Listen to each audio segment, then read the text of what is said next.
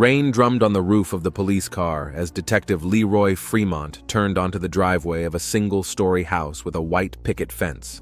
The flashing lights reflected in the puddles and windows of neighboring houses, behind which curious onlookers had already gathered.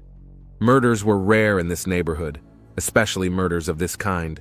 Fremont got out of the car, turning up the collar of his coat. 23 years on the force had not dulled his sense of alarm when surveying a crime scene. He nodded to the officer standing guard at the yellow tape. "What do we have, Jackson?" he asked, pulling a pair of latex gloves from his pocket. "A woman, approximately 55 years old, African American. The body was discovered by a neighbor about 2 hours ago. He looked in because he hadn't seen the owner for several days and noticed that the mail had piled up." Fremont entered the house. The smell was heavy, like copper. It was the smell of a lot of blood, something you never got used to. In the living room, the crime scene team was already at work, taking photographs and collecting evidence. The body lay on the floor next to a small antique mahogany desk, completely out of place in the otherwise modest surroundings. "Have you identified the body?" Fremont asked the medical examiner leaning over the body. "Miriam Cavington, 53 years old, district court judge." Fremont froze. Judge Cavington. He knew that name, as did everyone in the law enforcement system of their small town. "Damn," was all he could say. "Time of death?" "Preliminary estimate is between 10 o'clock and 2 o'clock last night. Cause of death is multiple stab wounds. I counted 12, but that's a cursory examination." Fremont carefully walked around the body. Miriam Cavington lay face up in a dark blue business suit. Her white blouse was covered in huge stains of dried blood. Her face was contorted with pain and surprise, as if she couldn't believe what was happening until the very last moment. He remembered her differently. Straight back, toned figure, hair always pulled back in a strict bun. Her eyes were piercing, never missing a single detail. She commanded respect and a little fear among witnesses and defendants alike. 12 years ago, their paths crossed when Fremont testified in a bank robbery trial. She was ruthless with criminals, especially when it came to violence. But over the years, he had heard different things. People said she had softened lately, sometimes handing down unexpectedly lenient sentences. "Detective, take a look at this," the forensic technician pointed to the papers scattered on the floor. "Looks like court documents." Fremont bent down. Sure enough, they were court records, transcripts of hearings. One of the cases was marked with a bright sticker. Case number 289, fraction 24. The defendant was Devin Smiters, 29 years old, charged with possession of drugs with intent to distribute. "Gather all the documents," Fremont ordered. "Check out this Smiters. I want to know everything. When he was convicted, what his sentence was, where he is now." Fremont continued to search the room. On the table was a photograph of a young Miriam in a gown, probably on the day she was sworn in. Next to it was a photograph of an elderly woman, probably her mother. There were no husbands or children in the photographs. Fragments of conversation came back to him. Miriam Covington was the first black female judge in their district. She had been educated at Howard University. She lived alone. Her husband had died 10 years ago. She had no children. "Detective," a young officer called from the bedroom. "There's something strange here." Fremont walked into the bedroom, neat and minimalist. An open envelope lay on the bedside table. "I didn't touch it," the officer hastened to assure him. "But I looked inside. It's a medical report." The forensic technician carefully removed the contents of the envelope. Test results. Diagnosis: HIV infection, diagnosed 3 weeks ago. "Shit," Fremont muttered. "Check her phone, computer, diary. I need to know who she's been in contact with over the last few months." Instinct told him that the diagnosis and the murder were connected. The envelope had been placed there too carefully, as if the killer wanted it to be found. At that moment, a slender young woman with frightened eyes appeared in the doorway. The officer tried to detain her, but she showed her ID. "Talisha Duvernay, I'm Judge Covington's assistant," she said in a trembling voice. "The court clerk called me and told me what happened, that Miriam—" She couldn't finish her sentence. "Miss Duvernay." Fremont gestured for her to go into the kitchen, away from the body. "I need to ask you a few questions." The kitchen was clean, everything in its place. A lone cup in the sink was the last morning coffee Miriam had drunk before she died. "How long have you been working for Judge Covington?" Fremont asked when Talisha sat down at the table. 3 years. I came right after law school. She was a mentor to me." Talisha clenched her fists, trying to hold back tears. "Did you notice anything unusual about her behavior lately?" Talisha thought for a moment. "About 2 months ago, she became more withdrawn. We used to discuss cases after work, but then she started leaving right after work. And then there were these strange breaks." "What breaks?" "She never took breaks during the day, but in the last few months she started disappearing for an hour or so without saying where she was going. I thought maybe she was seeing a doctor." Talisha suddenly fell silent, realizing something. Was she ill? Fremont decided not to reveal the diagnosis yet. "We're looking into all the circumstances. Do you know if Judge Covington was seeing anyone outside of work?" "Miriam?" Talisha shook her head. She was completely immersed in her work. She sometimes had dinner with colleagues, but those were always formal gatherings, although... What? "About a month ago, I walked into her office without knocking. She had a visitor, a young man I had never seen before. They fell silent when I entered. Miriam introduced him as Mr. Smiters, who is consulting us on the ex-convict rehabilitation program." Fremont tensed. "Could you describe this man?" "About 30 years old, well-built, attractive. He spoke very confidently for an ex-convict. He had such charisma. You know, not everyone can talk so casually with a judge." "And the judge? How did she behave with him?" Talisha frowned. Now that you mention it, she seemed tense, not like she usually is with visitors, and then she asked me not to mention this meeting in her schedule. Fremont made a note in his notebook. Devin Smiters definitely required special attention. When Talisha left, one of the detectives called Fremont over to the judge's computer. "Detective, take a look at the browser history. She frequently visited websites about HIV infection. And this," he pointed to the inbox, "correspondence with someone named DS through a temporary email account. The last message was 3 days ago. We need to talk seriously. What happened between us was a mistake, but what you did is unforgivable. I'm still going to get justice. Print out all the correspondence," Fremont ordered, "and check the phone calls." While the forensic experts continued their work, Fremont returned to the living room. Something caught his eye on the bookcase, a small notebook that had fallen out of a stack of books. He put on a fresh pair of gloves and carefully picked it up. Inside were dates and initials. The last entry was dated yesterday afternoon, DS 2130. Below, in hasty handwriting, was written, He knew all along." Fremont closed the notebook and handed it over for closer examination. The picture was beginning to become clear. Judge Miriam Covington, respected and strict, had a secret relationship with former prisoner Devin Smiters, whom she herself had convicted. And then she found out that he had infected her with HIV. "Sir," a young officer interrupted his thoughts, "we checked out this Smiters. He was convicted 6 months ago by Judge Covington for drug possession and distribution. He got the minimum sentence of 8 months, but was released on parole 3 months ago for good behavior. Where is he now? According to his records, he lives at the New Way Rehabilitation Center on the east side of town." "Let's go there," Fremont decided. "But first, call the center and find out if he's there." When they stepped outside, the rain had stopped, but heavy clouds still hung over the city. Fremont looked at Judge Covington's house. A life devoted to law and justice had been cut short so cruelly and absurdly because of a secret passion for the man she was supposed to judge. The call from the rehabilitation center caught him in his car. "Detective Fremont?" "Devin Smiters left the center last night around 8 and hasn't returned yet." Morning light filtered weakly through the window of Leroy Fremont's office. The detective had been poring over Miriam Covington's case files for 3 hours. Folders containing court transcripts, which he had obtained through an emergency request, were piled high on his desk. He was particularly interested in the cases the judge had handled over the past year. Fremont rubbed his sore eyes. The sleepless night was taking its toll, but he couldn't stop. The judge's murder had shaken the entire city. His superiors were demanding results. The press was besieging the station, and he had only one lead, Devin Smiters, who was still at large. Smiters' file lay open in front of him. An ordinary street drug dealer caught red-handed selling cocaine.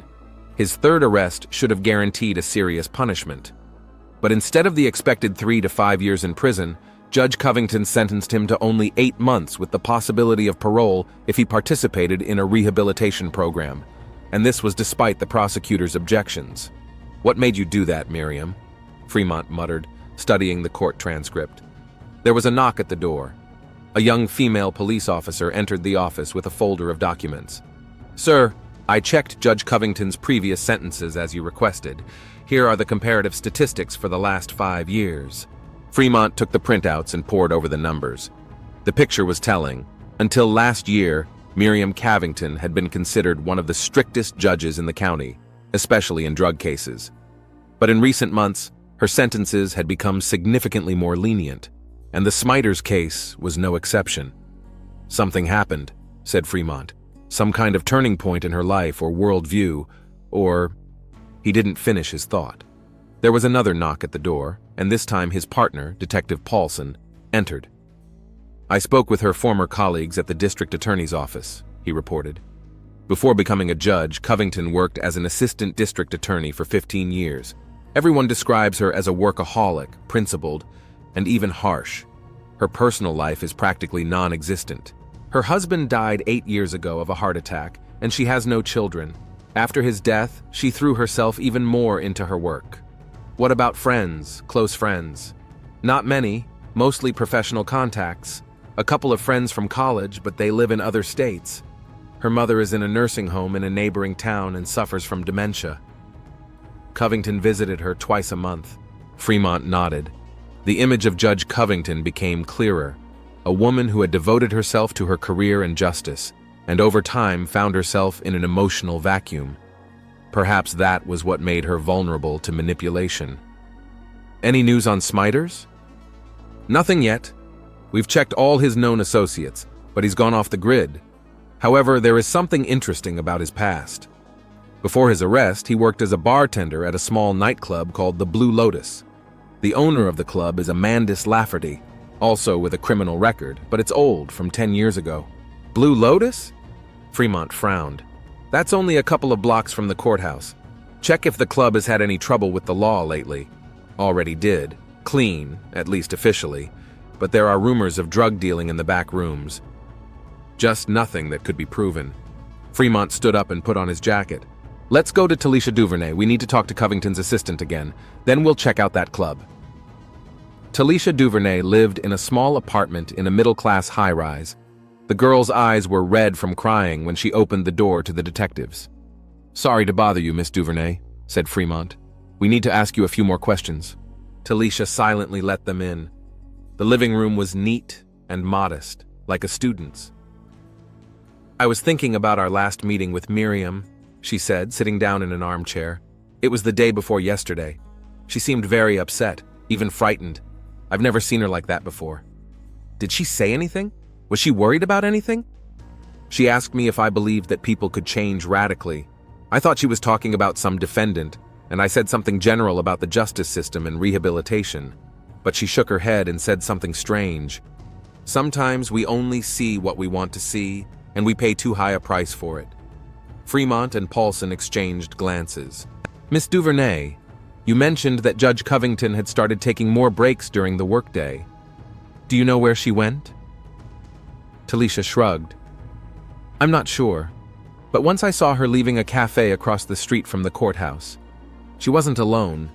She was with that man, Smiters. I happened to be there running in for coffee.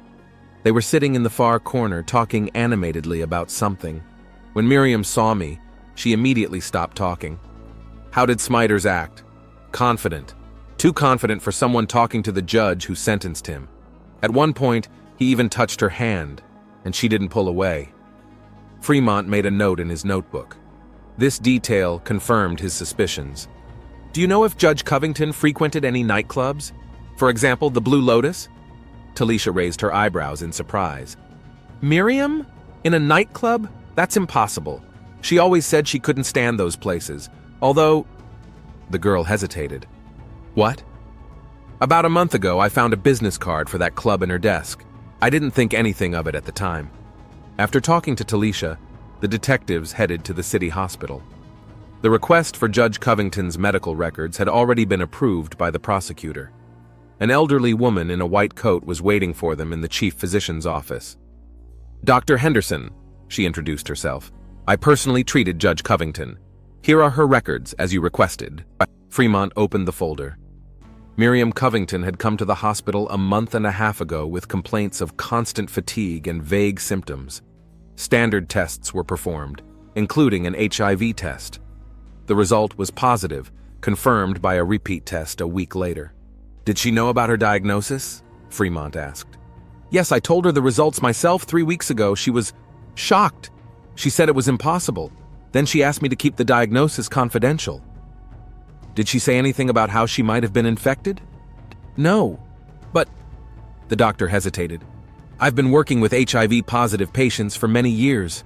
Usually, people understand immediately where the infection came from. Misunderstanding or denial of the possible source is rare.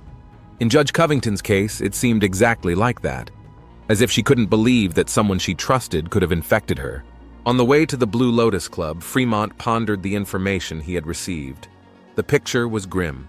Miriam Covington, a woman with an impeccable reputation, had entered into a relationship with an ex-convict, possibly at a time of emotional vulnerability or loneliness. And when she found out about her diagnosis, she realized that he had infected her intentionally or knowing his status. "What do you think, Paulson?" he asked his partner. "I think this Smiters is a cold-blooded manipulator. He gained the judge's trust, got his sentence reduced, and then took revenge in the most brutal way possible." Fremont shook his head. "It doesn't add up. If he wanted revenge, why continue the relationship after his release? And then, according to the surveillance footage, Smiters wasn't in the judge's house at the time of the murder. There's something else here. The Blue Lotus was located in the basement of an old building. The club was closed during the day, but the service entrance was open. Inside, workers were preparing the hall for the evening, setting up tables and wiping down the bar. "Police!" Fremont showed his badge to a large, balding man who was supervising the work. "We're looking for the owner, Mr. Lafferty. Mandy's in his office." The man pointed to a door at the back of the room. "But he doesn't like to be disturbed during the day." "We'll have to wait," Fremont replied dryly. Mandis Lafferty's office was more like a luxurious living room, with leather sofas, an antique table, and expensive paintings on the walls. The owner himself, a thin man in his 40s with a neat beard and an expensive suit, was talking on the phone. When he saw the detectives, he quickly ended the conversation. "To what do I owe the police a visit?" he asked with a slight smile, but his eyes remained wary. "We're investigating the murder of Judge Miriam Covington," said Fremont, watching Lafferty's reaction closely.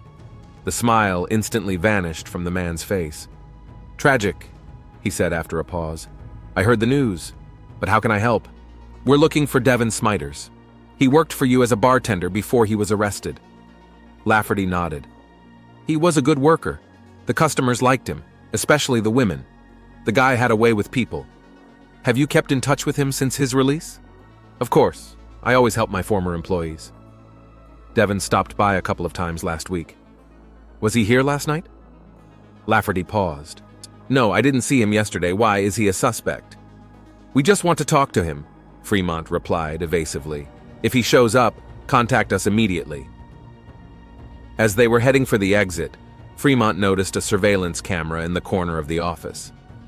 "Mr. Lafferty, do you have any footage from last night?" "Of course. We keep all recordings for a month." "We'd like to see them." Lafferty frowned but nodded. In the next room was a small security station with monitors. With the push of a button, Lafferty brought up the recording from the previous evening. The screen flashed with images of club patrons dancing, drinking, and socializing. At 10:30 p.m., the camera at the service entrance recorded a tall man in a dark jacket entering the building. "That's Devin," Lafferty confirmed. "But I didn't see him. He must have come in for just a minute." Sure enough, 5 minutes later, Smiters left the club through the same service entrance. But Fremont noticed an important detail. Before leaving, he exchanged a few words with Lafferty, even though Lafferty had just claimed he hadn't seen him. "Mr. Lafferty," Fremont's voice became harsher, "you just lied to a federal officer. I can see on the recording that you were talking to Smiters." Lafferty turned pale. I forgot, it was a busy day yesterday with a lot of people around. He did come in, but only for a minute. What did you talk about? He asked if anyone had called for him. I said no. Fremont didn't believe a word, but decided not to press the issue. Instead, he left his business card and asked to be contacted if Smiters showed up again. Leaving the club, Fremont turned to Paulson. Put someone on Lafferty. He's clearly hiding something and knows where Smiters is. Fremont spent the next 12 hours coordinating surveillance of the club and its owner. By nightfall, his efforts paid off. Lafferty left the club around midnight and headed not for home, but for a motel on the outskirts of town. He went into room 18, reported the surveillance agent. He stayed there for about 20 minutes, then left. With an emergency warrant, Fremont and his backup team broke into the motel room. Devin Smiters was not there, but there were clear signs of his recent presence: an uneaten dinner, his favorite brand of cigarettes, and a package from a new prepaid mobile phone card. Damn, Lafferty warned him, Fremont cursed. Search everything thoroughly. In the trash can, they found scraps of letters. Putting them together, Fremont was able to read part of the correspondence between Smiters and Judge Covington. The letters were personal, intimate. In one of them, Miriam wrote about how meeting Devin had changed her life, made her see the justice system in a new light, and given her a second chance. But the last letter, dated just a week earlier, was completely different in tone. I found out the truth. You used me from the very beginning. All your words, all your promises were lies. You knew about your illness and deliberately put me at risk. This is not just betrayal, it's a crime. I won't let you get away with it. Next to the trash can, Fremont found a crumpled page from a medical chart. The results of an HIV test taken before Smiters was arrested. Positive. The date was almost a year ago. So that's it, Fremont muttered. He knew about his diagnosis all this time. He knew and deliberately infected her. In another corner of the room under the bed, they found an old laptop. The expert quickly cracked the password. The personal folder contained dozens of photos of Judge Covington, taken with a hidden camera on the street, in cafes, even in her own home. There was also a whole correspondence that left no doubt about the nature of the relationship between the judge and the former prisoner. This isn't just an affair, said Fremont, looking through the letters. This was an operation. He hunted her down, planned every step. First, he won her favor, then he used that to get her sentence reduced, and then he didn't finish his sentence. Among Smiters' incoming emails was a letter from Miriam, sent the day before her death. Tomorrow at 9:30 p.m. my house. I want to hear the truth from you personally before I go to the police. What you did is unforgivable, but you have a chance to at least partially redeem yourself with a sincere confession. Fremont closed the laptop and handed it to the experts for further examination. Now he knew for sure that Devin Smiters had been at the judge's house on the night of the murder. But was he the killer? Suddenly, his phone rang. It was Paulson. We picked up Lafferty on his way back to the club, his partner reported. He confessed to helping Smiters hide, but swears he doesn't know where he is now. And here's something else interesting. Lafferty claims that Smiters wasn't alone at the club last night. He was with a woman. Detective Leroy Fremont sat in the interrogation room, sorting through photos from the crime scene. He hadn't slept properly in 3 days, but adrenaline and coffee kept him going. Behind the glass in the next room was Mandis Lafferty, frightened and ready to cooperate. So, Fremont entered the interrogation room and sat down opposite Lafferty. Tell me about the woman who was with Smiters yesterday. Lafferty nervously licked his lips. I saw her briefly. Young, slim. They were talking loudly. What were they talking about? I didn't hear, but she looked angry. When they left, I asked the bartender if he knew her. He said he'd seen her in the courthouse before. Fremont froze. In the courthouse? Someone connected to the justice system? His thoughts immediately turned to Talisha Duvernay, the judge's assistant. Can you identify her? Lafferty shrugged. Maybe. She was wearing a hood, but I saw her face. Fremont placed several photos of female court employees in front of him. Lafferty's finger pointed to Talisha without hesitation. That's her. I'm 100% sure. After the interrogation, Fremont gathered his team. Photos of all the people involved in the case and a timeline of events were posted on a whiteboard. Let's reconstruct the picture. he began. Miriam Covington, a respected judge, enters into a relationship with the defendant, Devin Smiters. Under his influence, she hands down an unusually lenient sentence. After his release, they continue to meet secretly. Then she learns that he infected her with HIV, knowing full well about his status. She arranges a meeting with him to sort things out before going to the police. "Where does Talisha Duvernay fit into this story?" asked Paulson. "That's the key question." Fremont tapped the photo of the young assistant with his pen. "She was seen with Smiters the night before the murder. Why?" He glanced at his watch. It was early morning, but delay could cost them the trail. "Get a search warrant for Duvernay's apartment and find me that woman." An hour later, it became clear that Talisha had not shown up for work and was not answering her phone. Her cell phone was turned off. By noon, a team with a warrant broke down the door to her apartment. Inside, everything had been turned upside down, as if someone had been searching for something or gathering their belongings in a hurry. In the bedroom, there was a half-packed bag of clothes on the bed. "She was planning to run," Paulson stated. In the trash can, Fremont found the charred remains of photographs. In one of the surviving fragments, Talisha and Devin could be seen embracing each other. "What a twist," Fremont muttered. "She didn't just know Smiters, they were together." On the kitchen table lay a notebook with addresses. One of them was circled in red, an abandoned warehouse on the outskirts of town. "Bingo!" Fremont grabbed the notebook. "Let's go there. Call for backup." On the way, he mentally pieced together the events. If Talisha and Devin were lovers, what connected them to the judge's murder? Revenge for her relationship with Smiters? Or something more complicated? The warehouse looked abandoned, but a beat-up sedan was parked at the back entrance. Fremont and his team surrounded the building. Through a broken window, they could see two figures arguing heatedly. "Police!"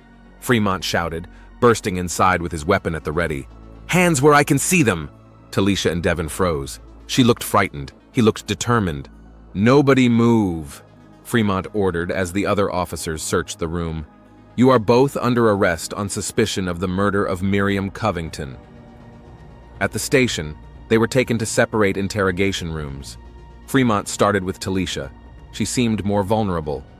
"We know that you and Smiters were together," he began, placing the charred fragments of photographs in front of her. "And we know you saw him on the night Judge Covington was murdered." Talisha lowered her eyes. She looked exhausted and frightened. "It was all him," she whispered. "It was his plan from the beginning." "Tell us everything, starting from the beginning," Fremont asked gently. Talisha took a deep breath. "I met Devin a year ago at the Blue Lotus Club. I just went there for a drink with my friends. He was charming and attentive. We started seeing each other secretly because I was afraid Miriam wouldn't approve. She always said that professional reputation was everything." "Go on." "When Devin was arrested, I was desperate, but he said he knew how to get out quickly. He said that," she faltered, "that Judge Covington was lonely and vulnerable, that he could charm her the way he charmed me." "And you agreed?" Fremont couldn't hide his surprise. "No!" Talisha exclaimed. "I was against it, but he insisted it would just be a game to get a lighter sentence. I didn't know it would go this far." Tears streamed down her cheeks. "When I found out she couldn't find the words. I was beside myself. And then it got even worse. He confessed that he had infected her with HIV on purpose." "Why did he do that?" "Revenge," Talisha replied simply. Her sentence in Devin's first case 3 years ago was as harsh as it could have been. His older brother died in prison from lack of medical care. Devin blamed the system and Judge Covington in particular. Fremont made a note. So this wasn't Smiters' first encounter with Judge Covington. The story was getting deeper and more complicated. "What happened on the night of the murder?" "I found out that Miriam had arranged to meet Devin. She was going to go to the police. She had proof that he knew about his diagnosis. I went to his place and begged him to confess everything. We had a terrible fight, and he left. I just wanted to stop him." Fremont looked at her intently. Something didn't add up in her story. "Did you go to Judge Covington's house that night?" Talisha remained silent, her head bowed. "Talisha," Fremont said sternly, "we have footage from a camera in a neighboring house. At 10:15 p.m., You entered the judge's house. What happened? There was a long pause. I wanted to warn her, Talisha finally said, to tell her that Devon was dangerous, but she already knew.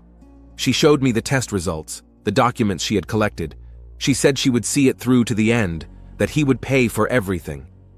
I begged her to give him a chance, told her I loved him, that I would help him change. She laughed in my face. She said people like him couldn't be changed, that he was a monster who had used both of us. And then you took the knife? Fremont asked quietly. No! Talisha looked at him in horror. No, I left. I was upset, angry, but I didn't kill her. I swear on my life. Fremont left her alone with the lawyer and went to the next interrogation room, where Devon Smiters was waiting, calm and even slightly smiling, as if he found the whole situation amusing. Mr. Smiters, Fremont began, do you know what you're suspected of? The murder of a judge who, by strange coincidence, died the same night we were supposed to meet, Devon replied, still smiling. But I have an alibi, detective. I was with a friend at a bar on the other side of town. There are cameras there. What friend? Mandy Lafferty can confirm it. Fremont snorted. Lafferty already gave his statement. He saw you leave the club at 10:30. You would have had plenty of time to get to the judge's house by the appointed time. Smiters' smile faded a little. I changed my mind and didn't go to the meeting. Do you know that Talisha has confessed to everything? Fremont bluffed. She told us how you planned it all from the beginning. Revenge for your brother's sentence, seducing the judge, deliberate HIV infection, and finally, murder when she decided to go to the police. Talisha doesn't know anything, Smiters snapped. She was just part of the plan, a useful idiot. So there was a plan after all? Smiters bit his tongue, realizing he had fallen for the simplest of tricks. I wanted revenge, yes, he finally admitted. Because of that bitch, my brother died in prison. She wouldn't let him be transferred to a hospital, even though he had a serious heart condition. She said he was faking it. So you decided to infect her? It was poetic justice. Smiters grinned. Let her live knowing that death is slowly consuming her from the inside, just like my brother. And that's why you killed her? When she decided to expose you? I didn't kill her. Smiters raised his voice for the first time. Why would I kill her? The revenge had only just begun. I wanted her to suffer for years, watching her life and reputation crumble. Death would have been too easy a release. Fremont watched him closely.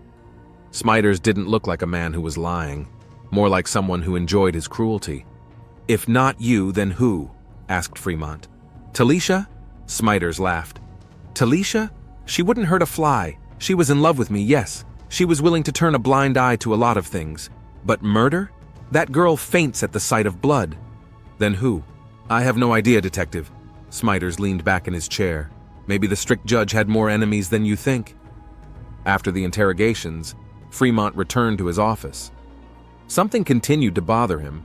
He laid out the chronology of events again, reviewed all the evidence and reports from the crime scene. His attention was drawn to the report on the results of the examination of Miriam Cavington's laptop. In the personal folder, he found not only documents against Smiters, but also strange correspondence with an unknown addressee, dated several months before she met Devon. Fremont opened the printouts of the letters. It was a personal, emotional correspondence between Miriam and someone she referred to simply as T. They looked like love letters interspersed with discussions of some problems at work. In one of the last letters, Miriam wrote, I'm so tired of hiding our relationship. I understand your fear for your career, but we can't hide forever. You mean more to me than anyone has in years. I'm willing to risk everything for us. Talisha? Fremont quickly returned to the interrogation room, where Talisha Duvernay was still sitting. You were in a relationship with Judge Covington, he said without preamble. Talisha flinched. What? No, Don't lie to me, Talisha. We have your correspondence. I'm so tired of hiding our relationship, he quoted. Talisha covered her face with her hands. It was a long time ago, she whispered. Over a year ago, I admired her. She was my mentor. One late night at work, a bottle of wine. We were together for a few months, but then I met Devon. And you left her for him? Yes, Talisha swallowed. She was devastated. She said I had betrayed her, that she would never forgive me. She was right, as it turned out. What happened when you found out that Devin had seduced Miriam? You must have been jealous. At first, yes, Talisha admitted. But then I realized he was just using her, using both of us. You didn't tell Miriam that you knew about their relationship? No, I couldn't. That would have meant admitting that I was with Devin, that I brought him into her life. Fremont's mind was racing. Suddenly, he saw a new version of events. You didn't come that night to warn her, did you? He asked quietly. You came to tell her that you knew Devin before he was arrested, that you were the one who set him up with her in the first place, to get back at her for leaving you. But then, it got out of control. Talisha sat motionless, tears streaming down her face. I didn't want her to get hurt, she said, barely audibly. Not like that. I just wanted her to feel the pain she caused me. When I found out that Devin was sick and knew about it, I went to her to tell her everything, to confess my role, to beg for forgiveness. And what happened? She was different, cold, harsh. She said she never loved me, that I was just entertainment, an experiment. Then she laughed and said it was funny how things had turned out. Now she was infected with a deadly disease because of my pathetic attempt at revenge. She said I had ruined not only her life, but mine too. That she would make sure I never worked in law again. And you got angry? I don't remember, Talisha muttered. It's all a blur. She kept saying horrible things, that she used me, that Devin used me, that I was a nobody who was easily manipulated. I grabbed the knife, just to scare her, to make her shut up. And then, she fell silent, her shoulders shaking with sobs. I didn't want to kill her, I swear, but she kept laughing, saying I wasn't even capable of it. I don't remember how many times I hit her. Just at some point I realized she wasn't moving, and I was covered in blood. Fremont exhaled slowly. All the pieces of the puzzle finally fell into place. What happened next? I panicked. I wiped the knife, everything I had touched. I called Devin. He told me to run, said he would help me hide. I didn't know he just wanted to use me again. A few hours later, all the formalities were settled. Talisha Duvernay was arrested on charges of murdering Judge Miriam Covington. Devin Smiters was arrested for intentionally infecting her with HIV and for aiding and abetting after the crime. That evening, as he filled out his final reports, Fremont reflected on the tragedy he had unraveled. Love, betrayal, revenge, the eternal triangle of human passions that had led to death. 3 months later, he attended the sentencing hearing. Talisha Duvernay was found guilty of second-degree murder and sentenced to 20 years in prison. Devin Smiters received 15 years for intentionally infecting someone with HIV and concealing the crime. Mandus Lafferty received 2 years probation for aiding and abetting a criminal. As he left the courtroom, Fremont bumped into an elderly woman, Miriam Covington's mother. In a rare moment of lucidity, she had learned of her daughter's death and had come to the trial. "Are you the detective who found my daughter's killer?" she asked in a weak voice. "Yes, ma'am." "Thank you." She squeezed his hand with her trembling fingers. "Miriam always believed in justice. She would have appreciated what you did." Fremont nodded, unable to find the words. He thought about how easily human lives could be destroyed by passion, anger, and a thirst for revenge, about how thin the line was between justice and punishment, and about how sometimes the most terrible sentences were handed down not by a court, but by life itself. As he left, he took one last look at the courtroom. Talish had already been led away. In her eyes, he saw not remorse, but a strange relief, as if a heavy weight had finally been lifted from her shoulders. Devin stared straight ahead, his expression impenetrable. His revenge had been accomplished, though not as he had planned.